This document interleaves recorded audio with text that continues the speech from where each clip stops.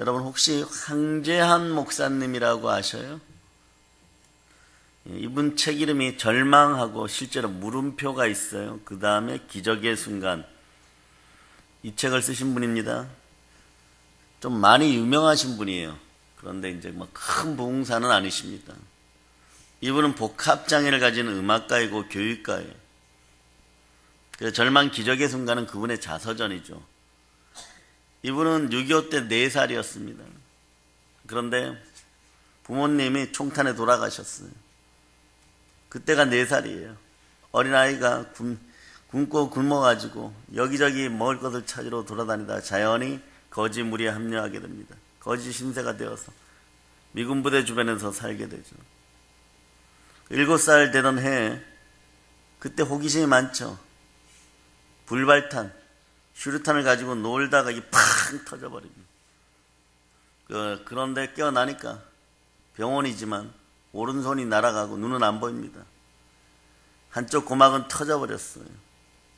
한쪽 귀고막이 완전히 터져나갔고 기도 너덜너덜 했습니다. 근데 기는 다시 붙었다고 합니다. 이렇게 떨어졌던 기가 다시 붙었어요. 엉망으로 붙었지만 다시 붙었습니다. 미군들이 그 아이를 구해가지고 급히 호송해가지고 치료받은 기간이 7개월인데 7개월 뒤에는 전혀 다른 아이가 되어서 나왔습니다. 그렇죠. 살아서 보니까 두 눈은 실명이고 한쪽 발은 없어지고 왼손 하나밖에 쓰지 못하고 한쪽 귀는 들리지 않고 복합 장애인이 되었어요. 자라면서 미군들의 도움으로 어찌어찌 하여서 대구 강명학교에 다니게 됩니다. 이 학교 이름 그대로 시각장애인을 공부시키는 학교예요. 좌절과 절망의 시간이 계속되는 거죠. 그러던 차에 기적이 찾아옵니다. 그 마음속에 예수님이 방문하셨어요. 그는 예수님을 품습니다. 예수님과 하나 되기 위해서 정말 자기를 많이 내려놓습니다. 그 많은 상처, 쓴뿌리 어떻게 하겠어요? 고아의 절망감, 이런 것들을 내려놓습니다. 그리고 예수님과 함께 꿈을 갖고 기도하기 시작하죠. 하나님, 내가 어떻게 하나님 앞에 쓰임받을까요? 그렇게 몇 날 며칠을 기도하고 오랜 시간 기도하다가 성경 말씀을 하나님이 주시는 거예요. 주님이 성경 말씀을 하나를 주시는 거예요. 그것이 빌립보서 4장 13절입니다. 내게 능력 주신 자 안에서 내가 모든 것을 할 수 있느니라. 아멘, 할렐루야. 근데 맹인으로서 할 수 있는 일이 없어요. 맹인인데 두 손을 좀 가지고 있다면 안마라도 하고 또 뭐라고 좀 하면서 그렇게 밥이라도 좀 빌어먹고 살 텐데 그게 안 되는 것이에요. 손이 왼손 하나밖에 없어요. 그래서 성령님이 자꾸 피아노를 치라고 하는 거예요. 노래를 잘 불렀다고 합니다. 피아노를 치고 싶은 거예요. 그런데 한 손밖에 없잖아요. 그래서 담임 선생님한테 가서 얘기를 하니까, 야, 두 손을 갖고도 피아노를 치기 힘든데 어떻게 한 손을 갖고 피아노를 치고 두 눈을 뜨고도 피아노를 치기 힘든데 두 눈도 없는데 어떻게 피아노를 치냐 그러면 두 눈 가지고 있는 것에 감사합시다. 피아노 칠 수 있는 것에 대해서는 더욱 감사합시다.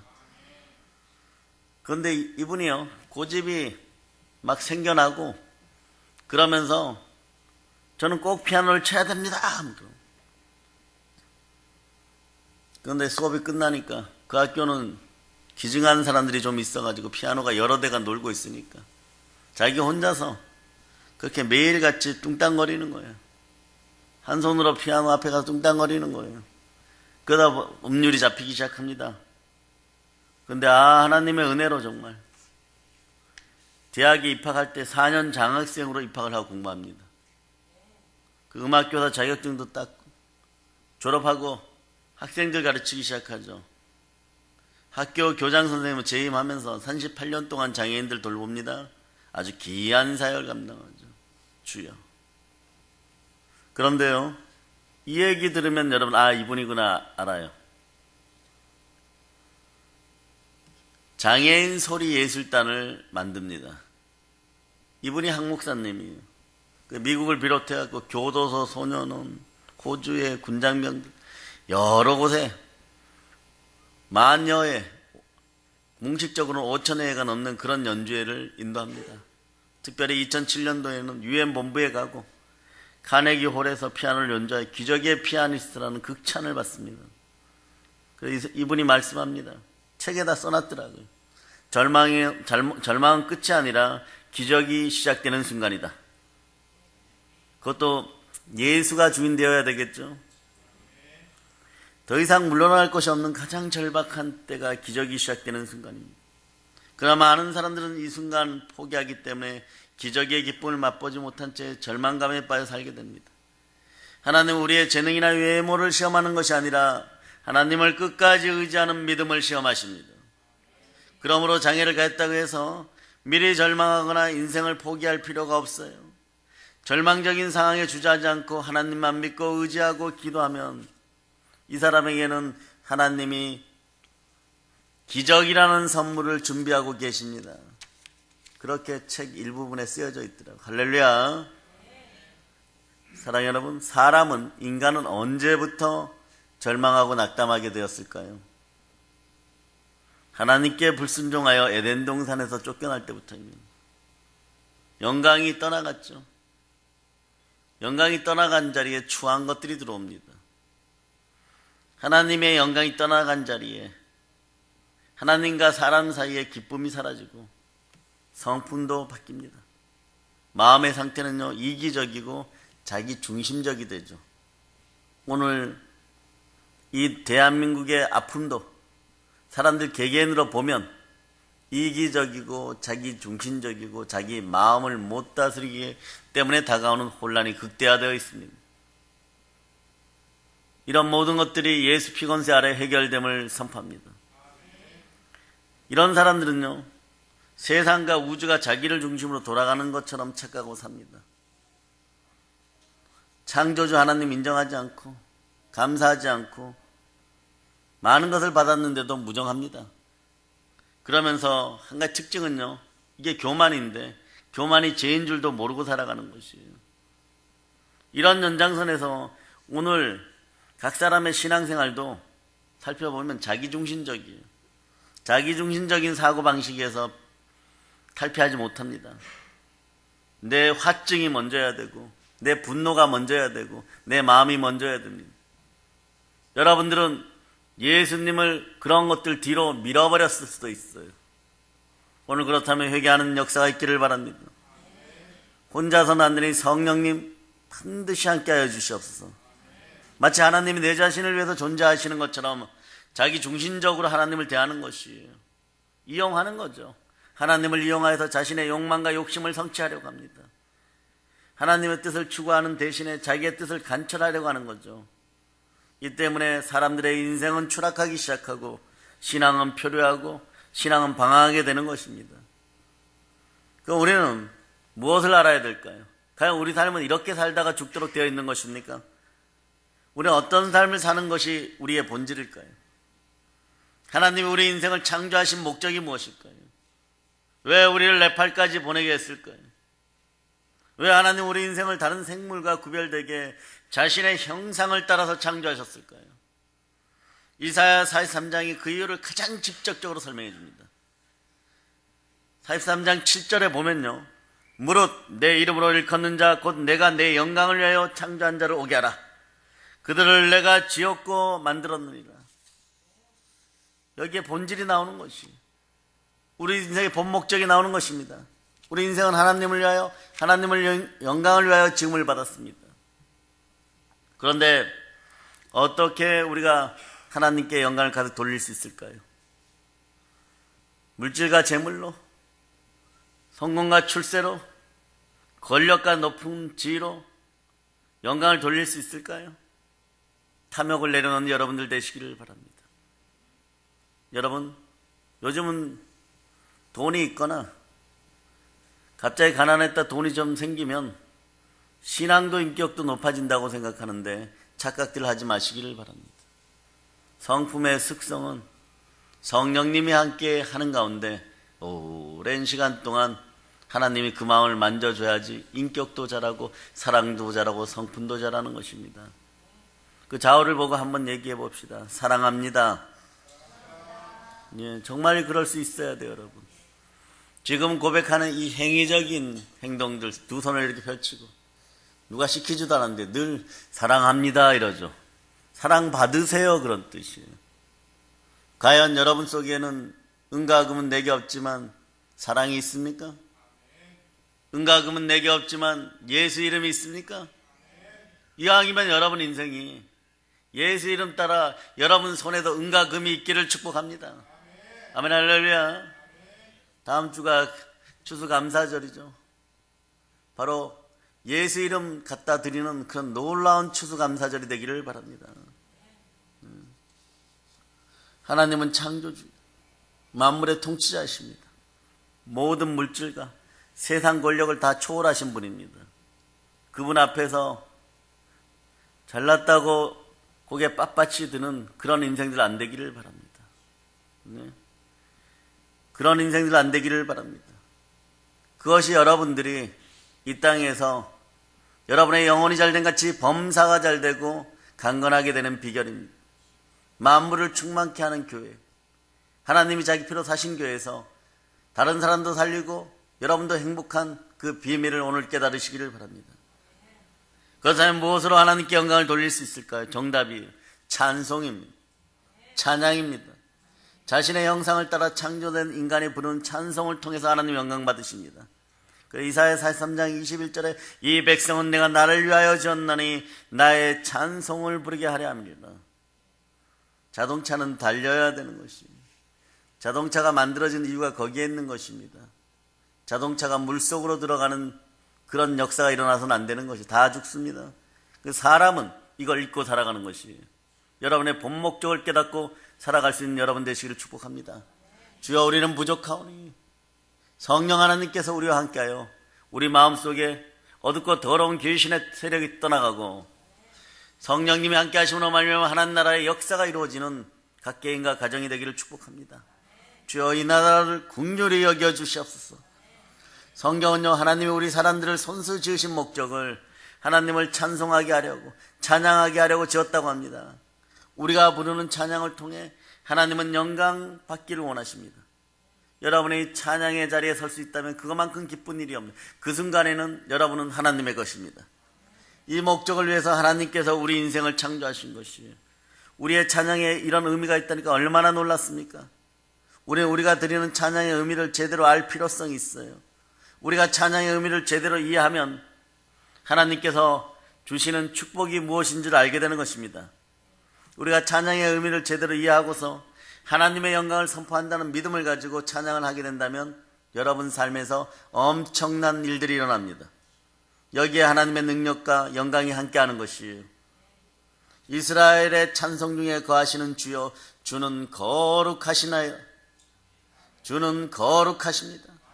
계속 고백할 수 있는 여러분이 되시기를 바랍니다. 우리 찬양 중에 하나님의 임재가 드러나는 것이에요. 거룩과 영광이 나타나 우리를 압도하는 곳입니다. 우리는 그 압도함 임재 속에 찬양의 능력 그것을 지니고 살아갈 수 있는 여러분 되시기를 바랍니다. 오늘 본문은요 이것을 생생하게 보여줘요. 오늘 본문 26절을 여러분들이 한번 읽어보세요. 26절.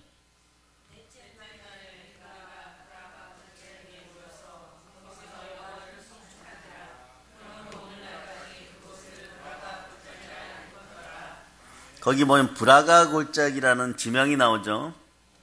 예, 이 의미가 뭡니까? 예, 찬송의 골짜기라는 뜻이에요. 이 찬송의 골짜기에서 유다 백성들은 모여서 하나님을 송축합니다. 사망의 음침한 골짜기 속에 들어가 있는 우리나라 대한민국이 깨어날지어다. 브라가의 골짜기로 들어오고 찬양의 골짜기로 들어오고 기도의 골짜기로 들어오고 어디서나 주님 함께하여 주심을 감사드립니다. 왜 유다 백성들은 함께 모여서 브라가 골짜기에서 찬송하였을까요? 하나님께서 전쟁에서 크게 승리하게 하셨기 때문이죠. 남유다 백성들은요 앞 범절들을 보면 찬양하며 나아간 것뿐인데 대승을 거둡니다. 말씀 속 전쟁의 배경은요 이스라엘이 남과 북으로 갈라졌던 때예요. 북쪽 이스라엘 왕국은요 악명 높은 아방, 엘리야에게 무지막지하게 얻어맞은 아합이 다스리고 있었고 남유다는 경건한 여호사밧이 왕이 되어서 다스리고 있었어요.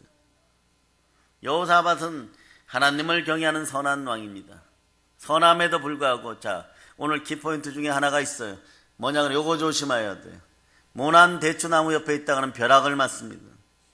벼락 맞는 자리에 가니까 벼락을 맞는 것이에요. 그런데 그만 이 여호사밧이요, 군사적인 힘의 우위가 있던 아합과 사돈을 맺어버려요. 여러분도 마찬가지입니다. 일이 좀 풀리고 좀 잘 된다고 할 때 더 크게 성장하고 확장하거나 아니면 어떤 일이 발생했을 때 경건치 못한 자들과 계약하지 않는 인생들이 되기를 바랍니다. 네? 이게 결정적인 순간이었어요. 모든 게 좋아 보이는 거예요. 아내는 남편 아내를 위해서 예수님을 내려놓고 협의하거나 합의할 때가 있어요. 그런다고 집안이 갑자기 행복해지는 것이 아닙니다. 오래 협의하고 합의했는데도 더 이상한 일들이 벌어질 때가 있는 것이에요. 집에서도 하나님을 높이는 여러분이 되시기를 바랍니다. 주를 높이시기를 바랍니다. 그러면 여러분의 가정도 높여줍니다. 성령님 안에 있어야 여러분이 사랑한다, 알러비가 스스로 나오는 것이에요. 그런 인생들이 되기를 축복합니다. 문안 대추 옆에 있다가 벼락 맞은 꼴을 이 여호사밧이 당하는 거예요. 하나님은 우상숭배 찌른 아합을 싫어했습니다. 그런데 사돈이라는요, 우리는 그러한 것들을 경계해야 됩니다. 여러분 주변에도요, 여러분 스스로가 인권의 복이 있기를 바랍니다. 즉 사람의 복이 있기를 바랍니다. 선한 사람, 좋은 사람 만나고 성령으로 충만한 사람들을 많이 만날 수 있기를 축복합니다. 매번 만나는 사람들이 부정적인 입술이고 교회는 왜 나갔냐 싸우고 뭐 그런 인생들을 안 만나기를 바랍니다. 네. 여러분 마음이 적어도 지금 이 자리에 교회에 와 있다면 여러분들은 예배 심사의 성령님을 통해 통과된 찬양의 백성들이에요. 여러분들은 앞으로 발전할 무한한 가능성을 가지고 있습니다. 지금 여러분이 여러분의 양심을 쿡쿡 찌르는 마귀의 참소를 통하여서 여러분을 들여다볼 때 여러분들이 형편없고 여러분이 낮은 것 같지만 사실은 여러분들은 천하보다 귀한 하나님의 자녀들입니다. 그러나 여러분 앞으로 여러분의 곳간에 영권, 인권, 물권이 가득 차기를 축복합니다. 하나님을 높이시고 찬양하는 여러분들이 되시기를 축복합니다. 이때요, 모압, 암몬, 마온이 동맹을 맺고 연합군을 조직하여서 여호사밧을 치고자 합니다. 세 개 나라가 힘을 합쳐서 쳐들어오는 것이에요. 이 소식을 들은 유다왕 여호사밧이 두렵죠. 두려움의 근본은요, 죄 속에 있는 것이에요. 두려운 일이 발생할 때 죄가 없으면 평강이 함께합니다. 근데 두려움이 함께하면 갑절로 죄가 생각나게 돼 있어. 그 죄 때문이 아닌가? 그 죄 때문이 아닌가? 그럴 때 얼른 회개하는 여러분이 되시기를 바랍니다. 갑자기 몰려온 연합군대를 대적하기에는요, 정말 나라의 현실이 많이 부족했어요. 도저히 감당할 수 없는 심각한 상황이라 판단했죠. 그런데 죄는 생각납니다. 이럴 때 여러분들이 하나 조심하세요. 또 인간에게 달려가지 말고 무릎 꿇고 하나님께 여쭤보는 인생들이 되기를 바랍니다. 죄를 중복해서 저지르는 그런 습성들이 여러분에게 사라지기를 바랍니다. 적어도 우리 믿음의 형제들이 결정적인 순간에 그때만이라도 하나님을 찾을 수 있는 영이 있기를 축복합니다. 이 위기를 어떻게 대처해야 할까요?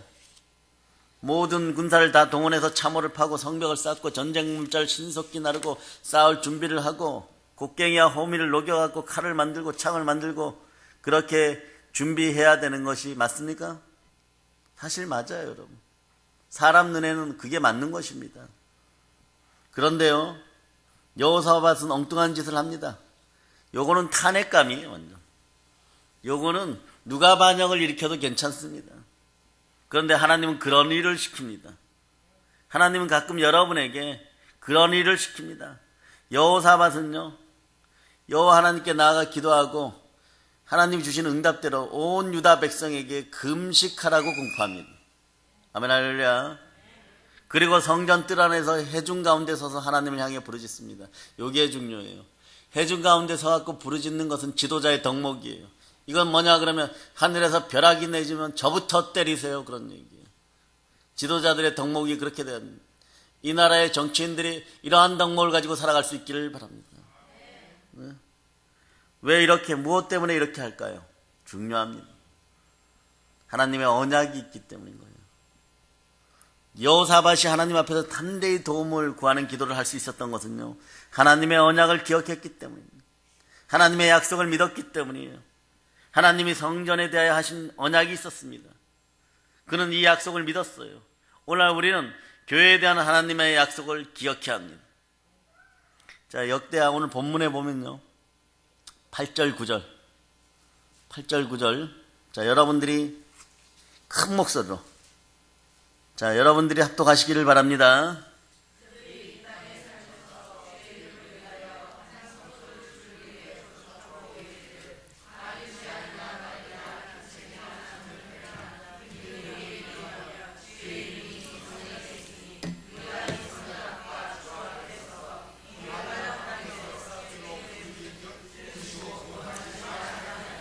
아멘. 할렐루야. 아픔과 슬픔과 미움과 분노가, 그리고 전 세계 사람들이 쳐다보는 가운데 안타까워하는 이 대한민국 현실 속에도 이러한 언약이 있음을 믿습니다. 대한민국은 헌법으로 하나님께 드려진 나라입니다. 이 나라를 빼앗기지 않는 여러분이 되시기를 바랍니다. 어둠의 세력들에게 이 나라를 빼앗기지 않는 여러분의 기도가 있기를 바랍니다. 성전에서 재앙이나 난리나 견책이나 온역이나 기근이나 이게 우리에게 임하면 주의 이름이 있는 성전에서 주 앞에 서서 환난 가운데 있다고 할지라도, 자, 중요해요. 주께 부르짖으면 들으시고 구원하시리라고 말씀하시지 않으셨습니까?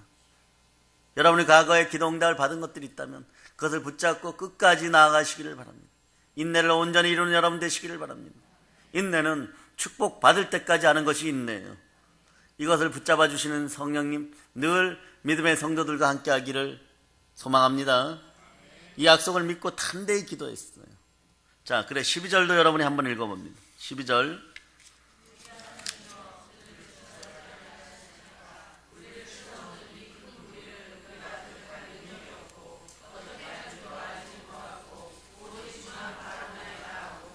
아멘. 할렐루야. 엄청나게 힘들고 어려운 순간에 개인도 나라도 오직 주만 바라나이다. 오직 주만 바라나이다. 어이가 없어요. 아니, 놀랐습니다.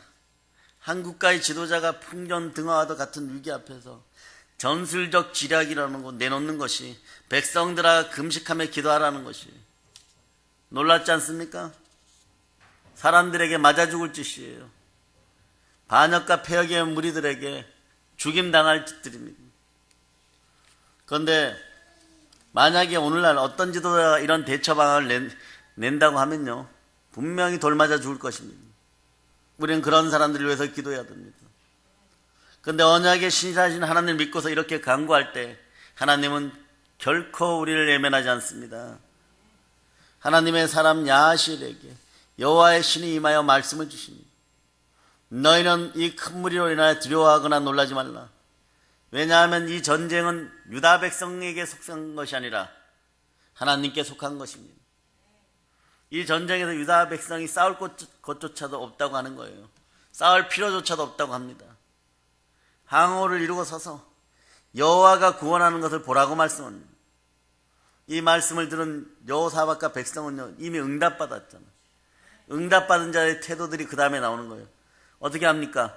얼굴을 땅에 대고 하나님께 순종하며 경배하는 거예요. 그리고 말씀에 순종하여 전쟁터로 향합니다. 하나님은 순종의 경배로 나오는 자신의 백성에게 이걸 줘요. 재물과 영광과 생명을 줍니다. 남유다 백성들은요, 무기와 철과 병거 대신에 그들은 하나님을 찬양하면서 적군을 향해 돌진합니다. 어떤 사람들이었을까? 성가대가 앞장섰어요. 갑자기 성가대원들 어깨에 힘이 확 들어가죠. 일주일 내내 어떻게 하면 주일날 한국을 잘 할 수 있을까 기도하는 여러분들 되시기를 바랍니다. 나의 음성으로 나라를 구할 수 있다. 나의 찬양으로 말미암아 한국 교회들이 깨어나게 할 수 있다. 중요한 위치에 있는 거예요. 노래하는 자들을 택하여 거룩한 예복을 입히고 군대 앞에서 큰 소리로 하나님을 찬양하게 했습니다. 네. 일설에 의하면 본격적인 성가대 의상이 이때부터 나온 거예요. 그냥 웃자고 하는 얘기입니다. 아멘. 할렐루야. 심지어 그들이 선택한 찬송가는요, 어떤 거였을까요? 마귀들과 싸울지라 이런 것이었을까요? 인간이 조금 연약하면 이런 걸 선택합니다.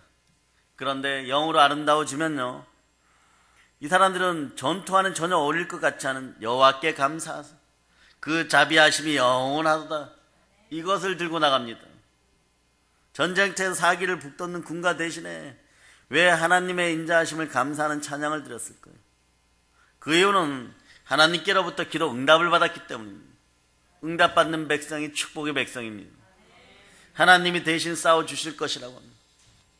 만물을 충만케 하는 하나님의 피가 흐르는, 하나님이 자기 피로 사신 교회에서 응답받고 축복받는 인생들이 다 되기를 축원합니다. 여호와 니시의 하나님, 임마누엘의 하나님, 승리의 하나님이 우리와 함께 하십니다. 적군 앞에서도 칼과 무기로 대항하는 것이 아니라 찬양을 부르며 나가는 군대를 상상해 보세요. 그 더 놀라운 것은요, 찬양 소리가 불화가 골짜기에 울려 퍼졌을 때 이상한 일이 벌어집니다. 이 연합군들이 어찌 된 셈인지요, 갑자기 자기네들끼리 서로 치고받고 죽이기 시작합니다. 자중질환이 내부 분열이 일어나서 완전히 다 죽일 때까지 싸웁니다. 아주 죽도록 싸웁니다. 사랑하는 여러분, 여호사밧과 그의 백성이 한 일이 뭡니까? 찬양뿐이에요. 사실 여러분도 여러분의 집안에서 계속 찬양만 넘쳐나면 여러분의 자녀들은 끊임없이 복되다는 사실을 아는데, 여러분의 삶 속에서 무엇을 먹을까, 무엇을 입을까, 이런 마음과 근심과 염려를 주 앞에 내려놓지 못하는 이유로 말미암아 성령이 주인되는 그런 심령이 안 되다 보니까 찬양이 줄어드는 것이에요. 여러분 가정에서도 찬양이 흘러넘칠 수 있기를 바랍니다. 찬양뿐만 아니라 좋은 노래 부르는 집안에 문제가 있습니까, 없습니까? 아빠 엄마가 매번 찬양하고 찬송하고 노래 불러요. 찬양으로서 모압, 암몬, 마온, 이 더러운 연합군들을 물리쳤습니다. 그뿐만이 아닙니다. 야수와 싸울 때가 있는가, 여러분 인생에? 여러분 양심의 야수와 싸울 때가 있는 것이에요. 그 야수와 싸워서 이기면 그 야수가 다음에 나타날 땐 두렵지 않습니다. 언제나 여러분의 밥인 것이에요. 부수적인 것이 따라붙습니다. 승리하면 하나님의 축복이 눈에 바로 보이는 것이에요. 바로 그것이 하루 사이에 벌어졌다는 것, 몇 시간 사이에 벌어졌다는 사실을 기억하시기를 바랍니다. 오늘 눈물이 기숙할지라도 내일 새벽에 기쁜 일이 있음을 여호와께 아뢰는 여러분이 되시기를 바랍니다. 적군들이 가지고 왔던 수많은 재물과 의복과 보물, 전리품으로 취하는데 얼마나 많았더니 사흘 동안이나 거두어들여요. 예? 이번에 김수아 원장님과 선교 대원들이 네팔 가갖고 있는 옷 없는 옷 다 벗어주고 속옷까지 다 벗어주고 왔어요. 구제와 선교가 부흥의 역사임을 기억합시다. 근데 왜 그랬을까? 감동이 오니까. 이상하게 네팔만 가면 감동이 옵니다. 입던 양복도 다 벗어주고 오게 됩니다. 사람이 들어가도 그렇게 기쁜 일입니다.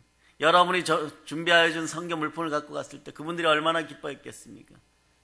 그런데 마찬가지예요. 전쟁을 하러 왔어요. 세계 나라가.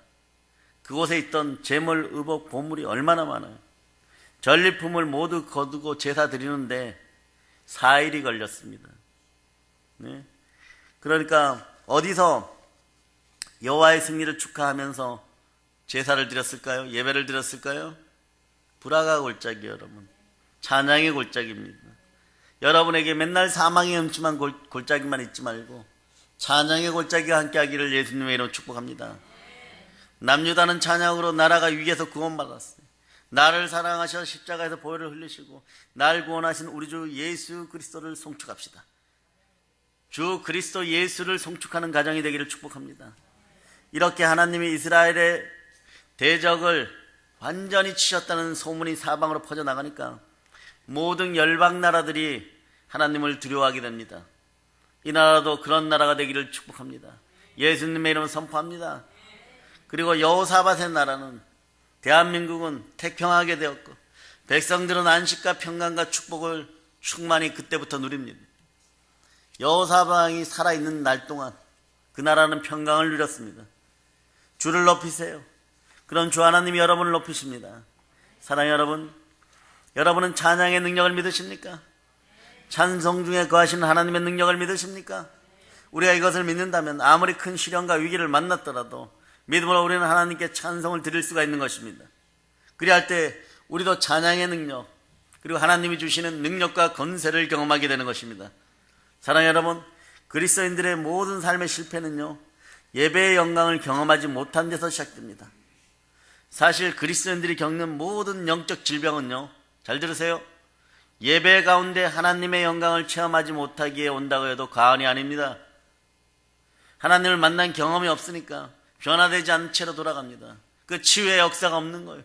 회복의 역사가 없는 거예요. 부흥의 역사가 없는 거예요. 예배를 통하여서 하나님의 영광의 임재를 맛보고 가는 여러분 되시기를 바랍니다. 주님의 피 묻은 손길이 함께하고 생명 기운이 여러분 몸에서 원활히 돌 때 여러분 몸에 아팠던 모든 질병들이 빠져나감을 선포합니다. 우리는 태초에 흙으로 지어지고 나서 그 코에 하나님 아버지께 생기를 불어넣었기 때문에 생명이 된 것이에요. 그럼 여러분은 영과 진리로 하나님께 나와 예배드릴 때 그 생명 기운이 원활하게 돕니다. 기운이 막히면 기가 막혀버리는 거예요. 기가 막히면 또 기운이 막힙니다. 기도 막히지 말고 기운도 막히지 않는 그런 인생들이 되기를 바랍니다. 여전히 괴로워요. 문제 교회는 나오는데 여전히 괴로워요. 자기는 중인적이고 교만해집니다. 기가 막히면 그런 것이에요. 그러므로 우리의 간신사는요, 어떻게 하면 우리가 예배를 통해서 하나님의 은혜의 강물에 잠기게 될 것인가? 어떻게 하면 예배를 통해서 하늘 문이 확 열리고 닫힌 귀가 열리고 막힌 심령이 확 뚫리는 그런 역사가 일어날 수 있을까?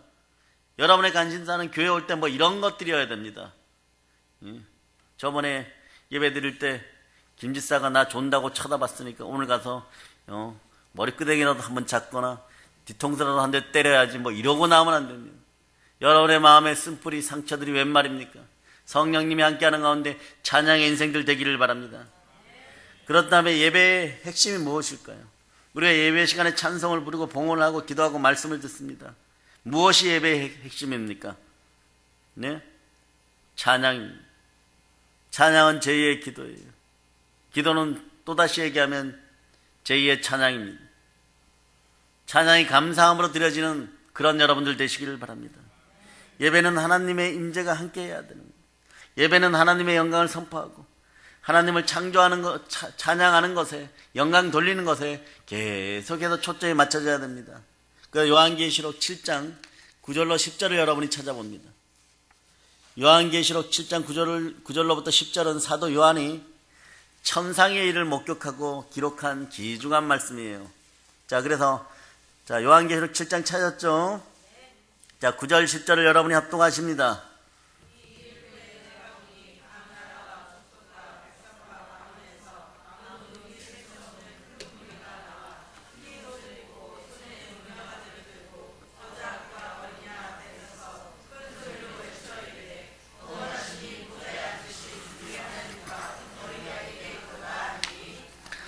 예, 사도 요한이 하늘교회에 들림받은 성도들을 보니까 숫자가 셀 수 없이 많습니다. 근데 이분들이 무엇을 하고 계십니까? 흰옷을 입고 손에 종려나무 가지를 들고 하나님과 어린 양 예수님을 찬송하고 있어요. 그들이 선포합니다. 구원하심이 보좌에 앉으신 우리 하나님과 어린 양께 있도다. 큰 소리로 외치는 거예요. 이 찬양의 자리가 우리 성도들의 진정한 소망의 자리가 되어야 되고 여러분이 끝까지 마지막까지 서야 할 영광의 자리입니다. 셀 수 없이 많은 무리들이 흰옷을 입고 손에 종려나무 가지를 들고 보좌 앞에 어린 양 앞에서 하나님을 찬양하고 있습니다. 여러분들이 때로는 이생의 자랑, 육체의 정욕, 안목의 정욕에 이끌려서 때로는 신앙 앞에서 무덤덤한 인생들이 되어서 스스로를 위로하고 천국의 좀 낮은 자리에 가면은 나하고 비슷한 사람들이 꽤 많겠지 이러는데 그리고 그 높은 자리에 하나님 보좌 우편에 어떻게 설 수 있을까 이런 생각이 든다고 할지라도 여러분 그 생각을 참소하는 마귀를 얼른 쫓아버리는 여러분이 되시기를 바랍니다. 오늘 성경은 얘기합니다. 그렇게 찬양하고 찬송하는 무리가 셀 수 없이 많은 것이에요. 이 자리에 우리도 서야 됩니다. 네? 그런데 이 땅에서 이런 영광스러운 일이 이루어질 수가 있어요. 언제일까요? 바로 예배 시간입니다. 특히 우리가 온 마음 다하여 하나님의 영광을 선포할 때 우리에게 하나님의 임재가 나타나는 것이에요. 예수의 피가 뿌려지고 모든 것이 정결케 되고 우리도 정결케 됩니다. 주의 거룩과 영광이 우리 영혼을 압도합니다. 온몸에 전율이 일어나고 성령의 충만한 기름 부음을 느끼게 되는 것이에요. 지금 치유의 시간입니다. 알레르기와 마토피며 각종 암들이 떠나고 사망과 가난의 영들이 예수 피곤세로 명안에 떠나갈지어다. 여러분의 인생의 성령의 기름 부음이 찬양 가운데 함께함을 선포합니다. 우리는 주일 예배 자리로 나올 때마다 이런 거룩한 기대감을 가지고 나와야 하는 것이에요. 한 번의 예배가 여러분의 인생을 확 바꿀 수 있다는 사실을 기억하시기 바랍니다. 어떻게 바꾼다고요? 확 바꿀 수 있습니다. 아멘, 할렐루야. 그리고 우리 예배가 하나님의 중심으로 드려지기를 힘써야 돼요. 우리 예배가 드려질 때 이 대한민국도 확 바뀌어버립니다. 전 세계에서 찬양받고 전 세계에서 찬송하고 그런 나라가 될 수 있다는 것을 기억하시기를 바랍니다. 기적이 일어납니다. 자, 본문으로 돌아와서 여러분, 사랑하는 여러분, 이제 역대하 본문 20장 29절로 30절을 보겠습니다. 자, 29절로 30절 찾으셨죠? 자, 여러분이 합독하십니다.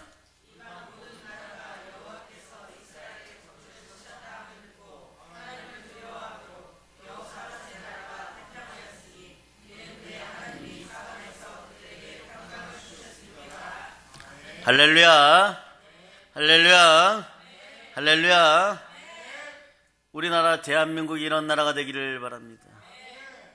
조상들의 고토를 찾고 그것에 수많은 우상숭배의 영들이 떠나가고 형상들이 떠나가고 박살나고 수많은 교회들이 세워지기를 바랍니다. 찬양 가운데 함께하는 여러분의 손으로 전세계 열방의 교회를 세우는 여러분이 되시기를 축복합니다.